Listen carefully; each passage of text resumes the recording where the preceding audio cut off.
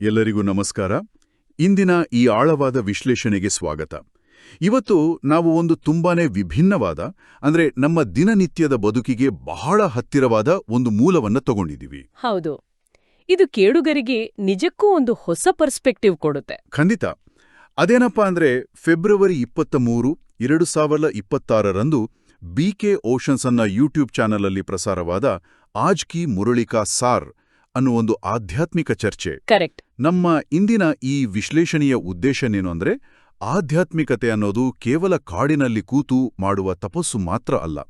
ಅದು ನಮ್ಮ office traffic ಇರ್ಬೋದು, ಡೆಡ್ಲೈನ್ಸ್ ಇರ್ಬೋದು, ಕೌಟುಂಬಿಕ ಜವಾಬ್ದಾರಿಗಳ ನಡುವೆಯೂ ಹೇಗೆ ಕೆಲಸ ಮಾಡುತ್ತೆ ಅಂತ ಒಡೆದು ನೋಡೋದು. ಹೌದು, ನಾವು ದಿನನಿತ್ಯ ನೋಡ್ತೀವಿ, ಜಗತ್ತಿನಲ್ಲಿ ಎಲ್ಲಿ ನೋಡಿದ್ರೂ ಕೇವಲ ಗೊಂದಲ, ಸಿಕ್ಕಾಪಡೆ ಸ್ಟ್ರೆಸ್, ಮಾಹಿತಿಯ ಮಹಾಪೂರನೇ ಇದೆ. ಎಕ್ಸಾಕ್ಟ್ಲಿ. ಇಂಥ ಸಮಯದಲ್ಲಿ ಈ ಮೂಲವು ನಮ್ಮ ಆಲೋಚನೆಗಳಿಗೆ ಒಂದು ತಣ್ಣನೆಯ ಗಾಳಿಯಂತೆ ಫೀಲ್ ಆಗುತ್ತೆ. ನಿಜ. ಆದ್ರೆ ಇಲ್ಲಿ ನಾವು ಗಮನಿಸಬೇಕಾದ ಮುಖ್ಯವಾದ ವಿಷಯ ಏನಂದ್ರೆ, ಈ ಮಾಹಿತಿಯನ್ನು ನಾವು ಕೇವಲ ಯಾವುದೋ ಒಂದು ಧಾರ್ಮಿಕ ಪ್ರವಚನ ಅಂತೆ ಮೇಲ್ನೋಟಕ್ಕೆ ಓದ್ಬಾರ್ದು. ಅಂದ್ರೆ ಕೇವಲ ಬ್ಲೈಂಡ್ ಆಗಿ ನಂಬಬಾರದು ಅಂತಾನಾ? ಹೌದು. ಇದರ ಹಿಂದಿರುವ ಮಾನವಶಾಸ್ತ್ರೀಯ ಮತ್ತು ದಾರ್ಶನಿಕ ಅರ್ಥವನ್ನು ಅರ್ಥ ಮಾಡಿಕೊಳ್ಳುವುದು ಬಹಳ ಮುಖ್ಯ. ಆ ಫಿಲಾಸಫಿಕಲ್ ಕಾಂಟೆಕ್ಸ್ಟ್ ಏನಿದೆ ಅಲ್ವಾ, ಅದು ಮನುಷ್ಯನ ಮನಸ್ಸು ಹೇಗೆ ಕೆಲಸ ಮಾಡುತ್ತೆ, ನಮ್ಮ ಆಲೋಚನೆಗಳ ಬೇರು ಎಲ್ಲಿದೆ ಅನ್ನೋದನ್ನ ಈ ತತ್ವಗಳು ಬಹಳ ವಿಜ್ಞಾನದ ರೀತಿಯಲ್ಲಿ ಹೇಳೋದು, ಒಂದು ಸೈಂಟಿಫಿಕ್ ವೇನಲ್ಲಿ ಬಿಡಿಸಿಡ್ತವೆ. ಯಾವುದೇ ಪೂರ್ವಾಗ್ರಹಗಳಿಲ್ಲದೆ ಇದನ್ನ ಕೇವಲ ಒಂದು ಸೈಕಲಾಜಿಕಲ್ ಟೂಲ್ ತರಹ ನೋಡಿದ್ರೆ ನಮ್ಮ ದೈನಂದಿನ ಬದುಕಿನ ಬಹಳಷ್ಟು ಕಗ್ಗಂಟುಗಳು ಬಹಳ ಸುಲಭವಾಗಿ ಬಿಡಿಸ್ಕೊಡ್ತವೆ. ಬಹಳ ಚೆನ್ನಾಗಿ ಹೇಳಿದ್ರಿ. ಹಾಗಾದ್ರೆ ನೇರವಾಗಿ ವಿಷಯಕ್ಕೆ ಬಂದ್ಬಿಡೋಣ. ಈ ಮೂಲದಲ್ಲಿ ನನಗೆ ಮೊದಲು ಗಮನ ಸೆಳೆದ ಮತ್ತು ಸಿಕ್ಕಾಪಟ್ಟೆ ಇಂಟ್ರೆಸ್ಟಿಂಗ್ ಅನಿಸಿದ ವಿಷಯವೆಂದ್ರೆ ಆ ಸಂಗಮ ಯುಗ ಮತ್ತು ಚಡ್ತಿ ಕಲಾ, ಅಂದ್ರೆ ಏರುಮುಖದ ಸ್ಥಿತಿ. ಹೌದು, ಅದೇ ಕಾನ್ಸೆಪ್ಟ್. ಇವತ್ತಿನ ನ್ಯೂಸ್ ಚಾನೆಲ್ ಹಾಕಿದ್ರೆ ಸಾಕು, ಮೌಲ್ಯಗಳು ಕುಸಿಯುತ್ತಿವೆ, ಎಲ್ಲೆಡೆ ಅಶಾಂತಿ ಇದೆ ಅಂತಾನೆ ತೋರಿಸ್ತಾರೆ ಅಲ್ವಾ? ಖಂಡಿತ. ನ್ಯೂಸ್ ನೋಡೋಕೆ ಭಯ ಆಗುತ್ತೆ. ಹೌದು. ಮೂಲದಲ್ಲಿ ಇದನ್ನೇ ಇಳಿಮುಖದ ಸ್ಥಿತಿ ಅಥವಾ ಉತರ್ತಿ ಕಲಾ ಅಂತ ಕರೆದಿದ್ದಾರೆ. ಆದರೆ ಇದೇ ಸಮಯದಲ್ಲಿ ಸಂಗಮ ಯುಗ ಅನ್ನೋ ಪರಿಕಲ್ಪನೆ ಮೂಲಕ ಆತ್ಮಗಳ ಏರುಮುಖದ ಸ್ಥಿತಿ ಶುರುವಾಗ್ತಿದೆ. ಮನುಷ್ಯರು ಮೇಲ್ಮುಖವಾಗಿ ಚಲಿಸ್ತಿದ್ದಾರೆ ಅನ್ನೋ ಒಂದು ದೊಡ್ಡ ಭರವಸೆ ಕೊಟ್ಟಿದ್ದಾರೆ. ಇದನ್ನ ಪ್ರಾಕ್ಟಿಕಲ್ ಆಗಿ ಹೇಗೆ ಅರ್ಥ ಮಾಡ್ಕೊಳ್ಬೋದು? ಇದು ಬಹಳ ಡೀಪಾದ ಪ್ರಶ್ನೆ. ಹೊರಗಡೆಯಿಂದ ನೋಡುವಾಗ ಜಗತ್ತು ಕೇವಲ ಕೆಳಮುಖವಾಗಿ ಹೋಗ್ತಿದೆ ಅಂತ ಅನ್ಸೋದು ಬಹಳ ಸಹಜ. ಆದರೆ ಆಂತರಿಕವಾಗಿ ಸೂಕ್ಷ್ಮ ಮಟ್ಟದಲ್ಲಿ ಒಂದು ದೊಡ್ಡ ಟ್ರಾನ್ಸ್ಫರ್ಮೇಷನ್ ನಡೀತಿದೆ ಅನ್ನೋದು ಈ ಮೂಲದ ಮುಖ್ಯವಾದ. ಇಲ್ಲಿ ಗಮನಿಸಬೇಕಾದ ಒಂದು ಅದ್ಭುತವಾದ ಪಾಯಿಂಟ್ ಅಂದ್ರೆ ಆ ಅಡ್ವಾನ್ಸ್ ಕಂಗ್ರ್ಯಾಚುಲೇಷನ್ಸ್ ಅಂದ್ರೆ ಮುಂಗಡ ಶುಭಾಶಯಗಳು ಅಲ್ವಾ? ಹೌದು. ದೇವರು ಈ ಮೂಲದಲ್ಲಿ ಉಲ್ಲೇಖಿಸಿರುವಂತೆ ಶಿವಬಾಬಾ ಆತ್ಮಗಳಿಗೆ ಮುಂಗಡವಾಗಿ ಅಭಿನಂದನೆಗಳನ್ನು ಹೇಳ್ತಿದ್ದಾರೆ. ಒಂದು ನಿಮಿಷ. ಅಡ್ವಾನ್ಸ್ ಆಗಿ ಕಂಗ್ರ್ಯಾಚುಲೇಟ್ ಮಾಡೋದು ಅಂದ್ರೆ ನಾವು ಆಫೀಸಲ್ಲಿ ಪ್ರಮೋಷನ್ ಸಿಕ್ಕಾಗಲೋ ಅಥವಾ ಪ್ರಾಜೆಕ್ಟ್ ಕಂಪ್ಲೀಟ್ ಆದಾಗಲೋ ವಿಶ್ ಮಾಡ್ತೀವಿ. ಆದ್ರೆ ಇಲ್ಲಿ ಕೆಲಸ ಆಗೋಕ್ಕೂ ಮುನ್ನವೇ ಯಾಕೆ ಅಭಿನಂದನೆ? ನನಗದು ಸ್ವಲ್ಪ ಕನ್ಫ್ಯೂಸ್ ಆಯ್ತು. ಆ ಕನ್ಫ್ಯೂಷನ್ ಬರೋದು ಸಹಜ. ಯಾಕಂದ್ರೆ ಮನುಷ್ಯರು ತಮ್ಮೊಳಗಿನ ಕಾಮ, ಕ್ರೋಧ, ಲೋಭ, ಅಹಂಕಾರಗಳೆಂಬ ಆ ರಾವಣನ ಬೇಡಿಗಳಿಂದ ಮುಕ್ತರಾಗಿ ದೇವತೆಗಳಾಗಿ, ಅಂದ್ರೆ ಅತ್ಯುನ್ನತ ಮೌಲ್ಯಗಳುಳ್ಳ ಮನುಷ್ಯರಾಗಿ ಬದಲಾಗುವ ಪ್ರಕ್ರಿಯೆ ಇದಾಗಿದೆ ಅಂತ ಇಲ್ಲಿ ವಿವರಿಸಲಾಗಿದೆ. ಆ ಪ್ರಕ್ರಿಯೆ ಶುರುವಾಗಿದೆ ಅನ್ನೋ ಕಾರಣಕ್ಕೆ ಈ ಅಡ್ವಾನ್ಸ್ ಶುಭಾಶಯಗಳು. ಈಗ ಅರ್ಥ ಆಯ್ತು. ಇನ್ನೊಂದು ಆಳವಾದ ವಿಚಾರ ಅಂದ್ರೆ, ದೇವರು ಸ್ವತಃ ಯಾವುದೇ ರಾಜ್ಯಭಾರವನ್ನು ಅಥವಾ ಆ ಒಂದು ಪವರನ್ನು ತಾನು ಇಟ್ಕೊಳ್ಳೋದಿಲ್ಲ. ಅಂದ್ರೆ ಅವರು ನಿಷ್ಕಾಮರು. ತಾವು ಕೊಡುವ ಆ ಅತ್ಯುನ್ನತ ಸ್ಥಿತಿ, ಆ ಸ್ವರ್ಗದಂತಹ ನೆಮ್ಮದಿಯನ್ನು ಮನುಷ್ಯರಿಗೆ ಸಂಪೂರ್ಣವಾಗಿ ನಿಸ್ವಾರ್ಥವಾಗಿ ಕೊಡ್ತಾರೆ. ವಾವ್, ಇದು ನಿಜಕ್ಕೂ ನಾಯಕತ್ವದ ಅತ್ಯುನ್ನತ ಲೆವೆಲ್ ಅಂತಾನೆ ಹೇಳಬಹುದು. ನಿಸ್ವಾರ್ಥವಾಗಿ ಬೇರೆಯವರನ್ನ ಬಳಸೋದು ಮತ್ತು ಅಧಿಕಾರವನ್ನ ಹಂಚೋದು ಬಹಳ ಗ್ರೇಟ್. ಈ ಟ್ರಾನ್ಸ್ಫಾರ್ಮೇಷನ್ ಬಗ್ಗೆ ಮಾತನಾಡುವಾಗ ಮೂಲದಲ್ಲಿ ಕೊಟ್ಟಿರುವ ಗಾಳಿಪಟದ ರೂಪಕ, ದಿ ಕೈಟ್ ಅನಾಲಜಿ. ಹೌದು, ಅದೇ ಕೈಟ್ ಅನಾಲಜಿ. ಅದು ನನಗೆ ಬಹಳ ಕನೆಕ್ಟ್ ಆಯಿತು. ನಾವು ಆತ್ಮಗಳನ್ನ ಗಾಳಿಪಟಕ್ಕೆ ಹೋಲಿಸಿದ್ರೆ ಆ ಗಾಳಿಪಟದ ದಾರ ಭಗವಂತನ ಕೈಯಲ್ಲಿದೆ ಅಂತ ಹೇಳ್ತಾರೆ. ಕರೆಕ್ಟ್. ಆದ್ರೂ ನಮ್ಮ ರಿಯಲ್ ಲೈಫ್ನಲ್ಲಿ ಏನಾಗುತ್ತೆ ಅಂದ್ರೆ, ಇದ್ದಕ್ಕಿದ್ದಂತೆ ಕೆಲಸ ಹೋದಾಗಲೋ ಅಥವಾ ಬಿಸ್ನೆಸ್ ಲಾಸ್ ಆದಾಗಲೋ ಅಥವಾ ಯಾರಿಗೋ ಹುಷಾರಿಲ್ಲ ಅಂದಾಗ ನಾವು ವಿಪರೀತ ಭಯಪಡ್ತೀವಿ, ಪ್ಯಾನಿಕ್ ಆಗ್ತೀವಿ. ದಾರ ಗಟ್ಟಿಯಾದ ಕೈಯಲ್ಲಿದೆ ಅನ್ನೋ ನಂಬಿಕೆ ಇದ್ರೂ ಬಿರುಗಾಳಿ ಬಂದಾಗ ಈ ಭಯ ಯಾಕೆ ಬರುತ್ತೆ? ಇದು ಪ್ರತಿಯೊಬ್ಬರಿಗೂ ಕಾಡುವಂತಹ ಅತ್ಯಂತ ಸಹಜವಾದ ಪ್ರಶ್ನೆ. ಈ ಮೂಲ ಇದಕ್ಕೆ ಬಹಳ ಲಾಜಿಕಲ್ ಆದ ಉತ್ತರ ಕೊಡುತ್ತೆ. ನಾವು ಸಮಸ್ಯೆಗಳನ್ನ ಭೌತಿಕ ಕಣ್ಣಿಗಳಿಂದ, ಅಂದ್ರೆ ಕೇವಲ ಮೇಲ್ನೋಟಕ್ಕೆ ನೋಡ್ತೀವಿ. ಮೇಲ್ನೋಟಕ್ಕೆ ಅಂದ್ರೆ? ಇದನ್ನೇ ಅವರು ದೇಹಾಭಿಮಾನ ಅಂತ ಕರೆಯೋದು. ಬಿರುಗಾಳಿ ಬಂದಾಗ ಗಾಳಿಪಟವು ತಾನು ಕಟ್ಟಾಗಿ ಕೆಳಗೆ ಬಿದ್ಬಿಡ್ತೀನಿ ಅಂತ ಭಯಪಡುತ್ತೆ. ಆದ್ರೆ ಆ ದಾರವು ಅತ್ಯಂತ ಬಲವಾದ, ಕುಶಲವಾದ ಕೈಯಲ್ಲಿದ್ದಾಗ ಏನಾಗತ್ತೆ ಅಂತ ಯೋಚಿಸಿ. ಓ, ಅಂದ್ರೆ ಆ ಬಿರುಗಾಳಿಯನ್ನೇ ಬಳಸ್ಕೊಂಡು ಗಾಳಿಪಟ ಇನ್ನೂ ಎತ್ತರಕ್ಕೆ ಹಾರತ್ತೆ? ಎಕ್ಸಾಕ್ಟ್ಲಿ. ನಾವು ನಮ್ಮ ಲೈಫ್ನಲ್ಲಿ ಪ್ರಾಬ್ಲಮ್ಸ್ ಬಂದಾಗ ಅಯ್ಯೋ ನನ್ ಕಥೆ ಮುಗೀತು ಅಂತ ಅನ್ಕೋತೀವಿ. ಆದ್ರೆ ಆ ಪ್ರಾಬ್ಲಮ್ಸ್ ನಮ್ಮನ್ನ ಕೆಳಗೆ ತಳ್ಳೋಕ್ ಬಂದಿಲ್ಲ, ಬದಲಿಗೆ ಮೇಲಕ್ಕೆ ಎತ್ತೋಕ್ ಬಂದಿವೆ, ಪ್ರೊವೈಡೆಡ್ ನಮ್ಮ ಕಂಟ್ರೋಲ್ ಅಥವಾ ದಾರ ಸರಿಯಾದ ಕೈಯಲ್ಲಿದ್ರೆ. ಹೌದು. ಬಿರುಗಾಳಿ ಇಲ್ಲದೆ ಗಾಳಿಪಟ ಮೇಲೆ ಹೋಗೋಕ್ಕೂ ಸಾಧ್ಯನೇ ಇಲ್ಲ ಅಲ್ವಾ? ನಿಖರವಾಗಿ ಹೇಳಿದ್ರಿ. ಸಮಸ್ಯೆಗಳನ್ನು ವಿರೋಧಿಗಳಂತೆ ನೋಡುವ ಬದಲು ನಮ್ಮನ್ನು ಬೆಳೆಸುವ ಸಾಧನಗಳಂತೆ ನೋಡಬೇಕು ಅನ್ನೋದು ಇದರ ಹಿಂದಿನ ನಿಜವಾದ ಸೈಕಾಲಜಿ. ಮತ್ತು ಈ ಜ್ಞಾನವನ್ನು ನೀಡುವ ಗುರುವಿನ ಪರಿಕಲ್ಪನೆ ಕೂಡ ಇಲ್ಲಿ ಬಹಳ ಡಿಫ್ರೆಂಟ್ ಆಗಿದೆ ಗೊತ್ತಾ? ಹೇಗೆ? ಸಾಮಾನ್ಯವಾಗಿ ಜಗತ್ತಿನ ಗುರುಗಳು ಅಥವಾ ಸನ್ಯಾಸಿಗಳು ದೇಹಧಾರಿಗಳಾಗಿರ್ತಾರೆ. ನಾವೆಲ್ಲ ಅವರನ್ನು ಅವರ ಭೌತಿಕ ರೂಪದಿಂದ ಗುರುತಿಸ್ತೇವೆ. ಆದರೆ ಇಲ್ಲಿ ನಿರಾಕಾರ ಸುಪ್ರೀಂ ಫಾದರ್ ಕೇವಲ ಪ್ರಜಾಪಿತ ಬ್ರಹ್ಮರ ದೇಹವನ್ನು ಒಂದು ಮಾಧ್ಯಮವಾಗಿ, ಅಂದ್ರೆ ಒಂದು ಇನ್ಸ್ಟ್ರೂಮೆಂಟ್ ಆಗಿ, ಹೌದು, ಇನ್ಸ್ಟ್ರೂಮೆಂಟ್ ಆಗಿ ಬಳಸ್ಕೊಂಡು ಜ್ಞಾನವನ್ನು ನೀಡ್ತಾರೆ ಅಂತ ಹೇಳಲಾಗಿದೆ. ಇದನ್ನೇ ನಾವು ದೇಹಾಭಿಮಾನದಿಂದ ಹೊರಬರುವುದು ಅನ್ನೋದಕ್ಕೆ ಲಿಂಕ್ ಮಾಡಬಹುದು ಅನ್ಸುತ್ತೆ. ಸಾಮಾನ್ಯವಾಗಿ ದೇಹಾಭಿಮಾನ ಅಂದ್ರೆ ನಮಗೆ ನಮ್ಮ ಲುಕ್ಸ್ ಬಗ್ಗೆ, ನಾವು ಮಾಡಿರೋ ದುಡ್ಡಿನ ಬಗ್ಗೆ ಅಥವಾ ನಮ್ಮ ಪೊಸಿಷನ್ ಬಗ್ಗೆ ಇರೋ ಅಹಂಕಾರ ಅಂತ ಅನ್ಕೊಂಡಿರ್ತೀವಿ. ಆದರೆ ಈ ಮೂಲದ ಪ್ರಕಾರ ದೇಹಾಭಿಮಾನದ ಅಸಲಿ ಅರ್ಥನೇ ಬೇರೆ ಇದೆ ಅಲ್ವಾ? ಹೌದು, ಇದರ ಅರ್ಥ ಅತ್ಯಂತ ಮೂಲಭೂತವಾಗಿದೆ. ನನ್ನನ್ನು ನಾನು ಕೇವಲ ಈ ದೇಹ ಅಂತ ಭಾವಿಸುವುದೇ ಅತಿ ದೊಡ್ಡ ದೇಹಾಭಿಮಾನ. ಓಕೆ. ನಾವು ನಮ್ಮನ್ನ ಕೇವಲ ದೇಹ, ನಮ್ಮ ಜಾತಿ, ನಮ್ಮ ಬ್ಯಾಂಕ್ ಬ್ಯಾಲೆನ್ಸ್ ಅಥವಾ ನಮ್ಮ ಡೆಸಿಗ್ನೇಷನ್ ಅಂತ ನಂಬಿದಾಗಲೇ ಈ ಎಲ್ಲ ಸಮಸ್ಯೆಗಳು ಶುರುವಾಗೋದು. ವಾವ್, ಇದು ನನಗೆ ಆಫೀಸ್ ಪಾಲಿಟಿಕ್ಸ್ ಬಗ್ಗೆ ಯೋಚನೆ ಮಾಡೋಕಚ್ಚುತ್ತೆ. ಯಾರಾದರೂ ನಮಗೆ ಅವಮಾನ ಮಾಡಿದಾಗ ಅಥವಾ ನಮ್ಮ ಐಡಿಯಾನ ರಿಜೆಕ್ಟ್ ಮಾಡಿದಾಗ ನಾವ್ಯಾಕಷ್ಟು ಹರ್ಟ್ ಆಗ್ತೀರಿ? ಯಾಕಂದ್ರೆ ನಾವು ಆ ಮ್ಯಾನೇಜರ್ ಪೋಸ್ಟ್ ಅಥವಾ ಆ ಪ್ರಾಜೆಕ್ಟನ್ನೇ ನಾನು ಅಂತ ಬಲವಾಗಿ ನಂಬಿರ್ತೀವಿ. ಹೌದು, ಕರೆಕ್ಟ್. ಅವರು ಆ ಕೆಲಸನ ಟೀಕಿಸಿದ್ರೆ ನಮ್ಮನ್ನೇ ಟೀಕಿಸಿದ್ರು ಅಂತ ಬಹಳ ಪರ್ಸನಲ್ ಆಗಿ ತಗೊಳ್ತೀವಿ. ಅದೇ ನಾವು ಕೇವಲ ಒಂದು ಚೈತನ್ಯ ಶಕ್ತಿ ಅಂತ ಅರಿತರೆ ಈ ಐಡೆಂಟಿಟಿ ಕ್ರೈಸಿಸ್ ಇರೋದಿಲ್ಲ. ಎಕ್ಸಾಕ್ಟ್ಲಿ. ಅವಮಾನಗಳು ನಮ್ಮನ್ನ ಕಾಡೋದಿದೆ ಕಾರಣಕ್ಕೆ. ಈ ಮೂಲವು ಮನುಷ್ಯನ ಈ ಬೇಸಿಕ್ ಐಡೆಂಟಿಟಿ ಕ್ರೈಸಿಸ್ ಅನ್ನು ಬಗೆಹರಿಸಲು ಪ್ರಯತ್ನಿಸುತ್ತೆ ಮತ್ತು ಒಂದು ಶಾಶ್ವತವಾದ ಪರಿಹಾರವನ್ನು ನೀಡುತ್ತೆ. ಹಾಗಾದ್ರೆ ಇದನ್ನ ದೈನಂದಿನ ಬದುಕಿನಲ್ಲಿ ಅಳವಡಿಸಿಕೊಳ್ಳೋದು ಹೇಗೆ? ಯಾಕಂದ್ರೆ ಮೂಲದಲ್ಲಿ ಮನ್ಮನಾಭವ ಮತ್ತು ಮಧ್ಯಾಜೀಭವ ಅಂತ ಎರಡು ಭಾರಿ ಪದಗಳನ್ನು ಬಳಸಿದ್ದಾರೆ. ಹೌದು, ಆ ಪದಗಳು ಕೇಳೋಕೆ ಸ್ವಲ್ಪ ಕಾಂಪ್ಲೆಕ್ಸ್ ಅಂತ ಅನ್ಸಿದ್ರು ಇದನ್ನ ನಾವು ಆಫೀಸ್ನಲ್ಲಿ ಲ್ಯಾಪ್ಟಾಪ್ ಮುಂದೆ ಕೂತಾಗ್ಲೋ ಅಥವಾ ಟ್ರಾಫಿಕ್ನಲ್ಲಿ ಡ್ರೈವ್ ಮಾಡುವಾಗ್ಲೋ ಹೇಗೆ ಪ್ರಾಕ್ಟಿಕಲ್ ಆಗಿ ಅಪ್ಲೈ ಮಾಡ್ಬೋದು ಅಂತ ನಮ್ಮ ಕೇಳುಗರಿಗೆ ತಿಳಿಸ್ಕೊಡ್ತೀರಾ? ಖಂಡಿತ. ಆ ಪದಗಳು ಸಂಸ್ಕೃತದ್ದು, ಆದ್ರೆ ಅದರ ಪ್ರಾಕ್ಟಿಕಲ್ ಅಪ್ಲಿಕೇಶನ್ ಬಹಳ ಸಿಂಪಲ್. ಉದಾಹರಣೆಗೆ, ನೀವು ಆಫೀಸ್ನಲ್ಲಿ ಕೂತು ಕೋಡಿಂಗ್ ಮಾಡ್ತಿದ್ದೀರಾ ಅಥವಾ ಮನೆಯಲ್ಲಿ ಕುಟುಂಬಕ್ಕಾಗಿ ಅಡಿಗೆ ಮಾಡ್ತಿದ್ದೀರಾ ಅಂತ ಇಟ್ಕೊಳ್ಳಿ. ಹೊರನೋಟಕ್ಕೆ ಅದು ಕೇವಲ ಒಂದು ಟಾಸ್ಕ್. ಹೌದು, ಡೈಲಿ ರೂಟೀನ್. ಆದ್ರೆ ಆಂತರಿಕವಾಗಿ ನಿಮ್ಮನ್ನು ನೀವು ಆ ಕೆಲಸದ ಓನರ್ ಅಂತ ಅನ್ಕೊಳ್ಳದೆ ಕೇವಲ ಒಬ್ಬ ಟ್ರಸ್ಟಿ, ಹೌದು, ಅಂದ್ರೆ ಧರ್ಮದರ್ಶಿ ಅಂತ ಧಾವಿಸುವುದು. ಅಂದ್ರೆ ಆಫೀಸ್ ಲ್ಯಾಪ್ಟಾಪ್ನ ನನ್ನದೇ ಲ್ಯಾಪ್ಟಾಪ್ ಅಂತ ಅನ್ಕೊಳ್ದೆ ಕೇವಲ ಕಂಪನಿ ಕೊಟ್ಟಿರೋದು ಅಂತ ಬಳಸಿದ್ರೆ ನಮಗೆ ಅದರ ಮೇಲೆ ಅಟ್ಯಾಚ್ಮೆಂಟ್ ಇರಲ್ಲ. ಒಡೆದೋದ್ರೆ ರಿಪೇರ್ ಮಾಡಿಸ್ತೀವಿ ಅಷ್ಟೇ ಹೊರತು ಅಳ್ತಾ ಕೂರೋದಿಲ್ಲ. ಇದೇ ತರಾನಾ? ಸೇಮ್ ಅದೇ ತರ. ಅದೇ ರೀತಿ ನಮ್ಮ ಜೀವನದ ಜವಾಬ್ದಾರಿಗಳನ್ನ ನಾನು ಈ ಕೆಲಸವನ್ನು ಶಿವಬಾಬಾ ಅವರಿಗಾಗಿ ಒಬ್ಬ ಟ್ರಸ್ಟಿಯಾಗಿ ಮಾಡುತ್ತಿದ್ದೇನೆ ಅಂತ ಮಾಡಿದರೆ ಆ ಸ್ಟ್ರೆಸ್ ಇರಲ್ಲ. ಸೂಪರ್ ಕಾನ್ಸೆಪ್ಟ್ ಇದು. ಹೌದು. ಈ ಭಾವನೆ ಬಂದಾಗ ನಾವು ಮಾಡುವ ಪ್ರತಿಯೊಂದು ಸಾಮಾನ್ಯ ಕೆಲಸವೂ ಒಂದು ರೀತಿಯ ಪೂಜೆಯಾಗಿ ಬದಲಾಗುತ್ತೆ. ಕೆಲಸ ಮಾಡ್ತಾ ಇದ್ರೂ ನಾವು ಯೋಗದಲ್ಲಿ ಇರ್ತೀವಿ. ಇದನ್ನೇ ಕರ್ಮಯೋಗ ಅಂತ ಕರೆಯೋದು. ಜವಾಬ್ದಾರಿಗಳಿಂದ ಓಡಿಹೋಗಿ ಸನ್ಯಾಸಿಯಾಗುವ ಅಗತ್ಯವೇ ಇಲ್ಲ. ಇರುವ ಜಾಗದಲ್ಲೇ ಕರ್ಮಗಳನ್ನು ನಿರ್ವಹಿಸುವ ವಿಧಾನವನ್ನು ಬದಲಾಯಿಸುವ ಅದ್ಭುತ ಕಾನ್ಸೆಪ್ಟ್ ಇದು. ಇದು ನಿಜಕ್ಕೂ ರಿಲೀವಿಂಗ್.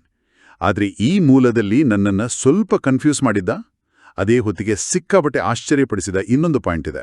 ಯಾವುದು? ನಾವು ಯಾವಾಗ್ಲೂ ದೇವತೆಗಳನ್ನೇ ಅತ್ಯುನ್ನತ, ಅವರೇ ಸುಪ್ರೀಂ ಅಂತ ಅನ್ಕೊಂಡಿರ್ತೀವಿ ಅಲ್ವಾ? ಆದ್ರೆ ಇಲ್ಲಿ ದೇವತೆಗಳಿಗಿಂತ ಬ್ರಾಹ್ಮಣ ಸ್ಥಿತಿಯೇ ಅತ್ಯುನ್ನತ ಅಂತ ಹೇಳಿದ್ದಾರೆ. ಇದು ಹೇಗೆ ಸಾಧ್ಯ? ದೇವತೆಗಳಿಗಿಂತ ಶ್ರೇಷ್ಠವಾದವರು ಇರೋಕ್ ಸಾಧ್ಯನಾ? ಇದು ಮೇಲ್ನೋಟಕ್ಕೆ ಕೇವಲ ಧಾರ್ಮಿಕವಾಗಿ ಕೇಳಿಸಿದ್ರೂ ಇದರ ಹಿಂದಿರುವ ತರ್ಕ ಬಹಳ ಪ್ರಾಕ್ಟಿಕಲ್ ಆಗಿದೆ. ಇಲ್ಲಿ ಬ್ರಾಹ್ಮಣ ಅಂದ್ರೆ ಜಾತಿಗೆ ಸಂಬಂಧಿಸಿದ್ದಲ್ಲ. ಓಕೆ. ಬದಲಿಗೆ ಆಧ್ಯಾತ್ಮಿಕ ಜ್ಞಾನವನ್ನು ಅರ್ಥಮಾಡಿಕೊಂಡು ತಮ್ಮನ್ನ ತಾವು ಬದಲಾಯಿಸಿಕೊಳ್ಳುವ ಪ್ರಕ್ರಿಯೆಯಲ್ಲಿರುವ ಆ ಶ್ರಮಪಡುವ ಮನಸ್ಥಿತಿ. ಮೂಲದ ಪ್ರಕಾರ ಸತ್ಯಯುಗದಲ್ಲಿ ದೇವತೆಗಳು ಕೇವಲ ತಮ್ಮ ಹಿಂದಿನ ಕರ್ಮಗಳ ಪ್ರತಿಫಲವನ್ನು ಅಥವಾ ಆ ಪ್ರಾರಬ್ಧವನ್ನು ಅನುಭವಿಸುತ್ತಾರೆ. ಅಲ್ಲಿ ಹೊಸದಾಗಿ ಏನನ್ನೂ ಅಚೀವ್ ಮಾಡುವ ಹಸಿವಿರಲ್ಲ. ಅಂದ್ರೆ ಕೇವಲ ಎಂಜಾಯ್ ಮಾಡೋದು. ಹೌದು. ಆದರೆ ಈ ಜ್ಞಾನ ಮಾರ್ಗದಲ್ಲಿರುವ ಬ್ರಾಹ್ಮಣರು ತ್ರಿಕಾಲದರ್ಶಿಗಳಾಗಿರುತ್ತಾರೆ. ಅವರು ತಮ್ಮ ಭವಿಷ್ಯವನ್ನು ತಾವೇ ರೂಪಿಸಿಕೊಳ್ಳುವ ಪ್ರಯತ್ನ ಅಥವಾ ಆ ಪುರುಷಾರ್ಥ ಮಾಡ್ತಾರೆ. ಓ, ನನಗೀಗ ಅರ್ಥ ಆಗ್ತಿದೆ. ಇದನ್ನ ನಾವು ಮಾಡರ್ನ್ ಲೈಫ್ಗೆ ಹೋಲಿಸಿದ್ರೆ ತಾತ ಮುತ್ತಾತರ ಆಸ್ತಿಯನ್ನ ಕೂತು ತಿನ್ನುವವನಿಗಿಂತ ಕಷ್ಟಪಟ್ಟು ತನ್ನದೇ ಆದ ಸಾಮ್ರಾಜ್ಯವನ್ನು ಕಟ್ಟುವ ಒಬ್ಬ ಸೆಲ್ಫ್ ಮೇಡ್ ಎಂಟರ್ಪ್ರೆನ್ಯೂರ್ ಶ್ರೇಷ್ಠ ಅಂತ ಹೇಳ್ತೀವಲ್ಲ, ಆ ಥರ. ಪರ್ಫೆಕ್ಟ್, ನಿಖರವಾದ ಹೋಲಿಕೆ. ಶ್ರಮ ಪಡುವ, ಎಫರ್ಟ್ ಹಾಕುವ ಪ್ರಾಸೆಸ್ ಕೇವಲ ರಿಸಲ್ಟ್ ಎಂಜಾಯ್ ಮಾಡೋದಕ್ಕಿಂತ ಹೆಚ್ಚು ಸ್ಯಾಟಿಸ್ಫೈಯಿಂಗ್. ಖಂಡಿತ. ಇದೇ ಆಧಾರದ ಮೇಲೆ ಈ ಮೂಲವು ಸೇವೆಯ ಬಗ್ಗೆಯೂ ಒಂದು ವಿಭಿನ್ನ ದೃಷ್ಟಿಕೋನವನ್ನು ಇಡತ್ತೆ. ನಾವು ಸಾಮಾನ್ಯವಾಗಿ ಅನ್ನದಾನ ಮಾಡುವುದು, ಬಟ್ಟೆ ಹಂಚೋದು ಅಥವಾ ಆಸ್ಪತ್ರೆಗಳನ್ನು ಕಟ್ಟೋದು ಅತ್ಯುನ್ನತ ಸಾಮಾಜಿಕ ಸೇವೆ ಅಂತ ಕರಿತೀವಿ ಅಲ್ವಾ? ಹೌದು, ಮತ್ತವೆಲ್ಲ ಸಮಾಜಕ್ಕೆ ಬೇಕೇ ಬೇಕು, ಇಲ್ಲಾಂದ್ರೆ ಕಷ್ಟ. ಖಂಡಿತ ಬೇಕು. ಅವು ಪುಣ್ಯದ ಕೆಲಸಗಳೇ. ಆ ಸೇವೆಗಳ ಪ್ರಾಮುಖ್ಯತೆಯನ್ನು ಇದು ಅಲ್ಲಗಳೆಯೋದಿಲ್ಲ. ಆದ್ರೆ ಒಂದು ಒಬ್ಜೆಕ್ಟಿವ್ ಅನಾಲಿಸಿಸ್ ಮಾಡಿದ್ರೆ ಅವು ತಾತ್ಕಾಲಿಕ ರಿಲೀಫ್ ಕೊಡ್ತವೆ. ಹಸಿವಾದಾಗ ಅನ್ನ ನೀಡಿದ್ರೆ ಮರುದಿನ ಮತ್ತೆ ಹಸಿವಾಗುತ್ತೆ. ಕಾಯಿಲೆ ಬಂದ್ರೆ ಟ್ರೀಟ್ ಮಾಡ್ಬೋದು, ಆದ್ರೆ ಮನಸ್ಸಿನ ದುಃಖ ಹೋಗಲ್ಲ.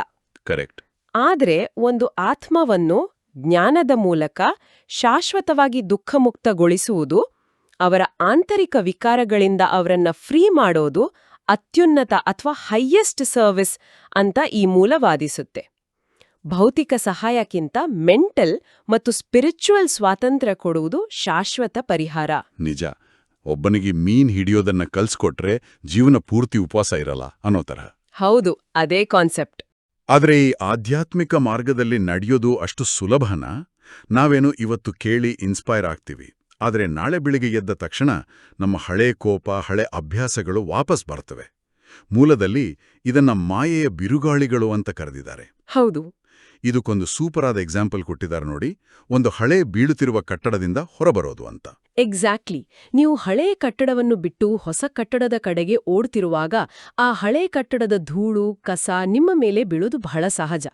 ಆಧ್ಯಾತ್ಮಿಕವಾಗಿ ಹೇಳಬೇಕೆಂದ್ರೆ ಆ ಧೂಳು ಅಂದ್ರೆ ನಮ್ಮದೇ ಹಳೆಯ ಸಂಸ್ಕಾರಗಳು ಅಥವಾ ಸಮಾಜದ ವಿರೋಧ. ದ್ರೌಪದಿಯ ಉದಾಹರಣೆ ನೀಡಿ ಪವಿತ್ರತೆಯ ಹಾದಿಯಲ್ಲಿ ನಡೆಯುವಾಗ ಹೇಗೆ ವಿರೋಧಗಳು ಬರ್ತವೆ ಅಂತ ಬಹಳ ಚೆನ್ನಾಗಿ ವಿವರಿಸಿದ್ದಾರೆ. ಹಾಗಾದ್ರೆ ಇಂತಹ ಸಮಯದಲ್ಲಿ ನಾವು ಗಿವ್ ಅಪ್ ಮಾಡಬಾರ್ದಲ್ವಾ? ಈ ತಪಸ್ಯ ಅನ್ನೋದನ್ನ ನಮ್ಮ ದೈನಂದಿನ ಲೈಫ್ನಲ್ಲಿ ಹೇಗೆ ಅಳವಡಿಸಿಕೊಳ್ಳೋದು? ಇಲ್ಲಿಯೇ ನಮ್ಮ ಸ್ವಯಂ ನಿಯಂತ್ರಣದ ಅಸಲಿ ಪರೀಕ್ಷೆ ಇರೋದು. ಮನಸ್ಸನ್ನು ಸ್ವಚ್ಛಗೊಳಿಸುವಾಗ ಹಳೆಯ ಕಸ ಮೇಲಕ್ಕೆ ಬರುವುದು ಸಹಜ. ಅಂದ್ರೆ ಮನಸ್ಸಿನಲ್ಲಿ ಕೋಪ, ಹತಾಶೆಯ ಅಲೆಗಳೂ ಬರಬಹುದು.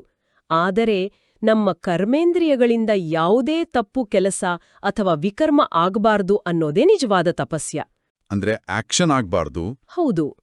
ಕೋಪದ ಯೋಚನೆ ಬರಬಹುದು, ಆದರೆ ಬಾಯಿಂದ ಕೆಟ್ಟ ಮಾತು ಬರಬಾರ್ದು, ಕೈಯಿಂದ ತಪ್ಪು ಕೆಲಸ ಆಗಬಾರ್ದು.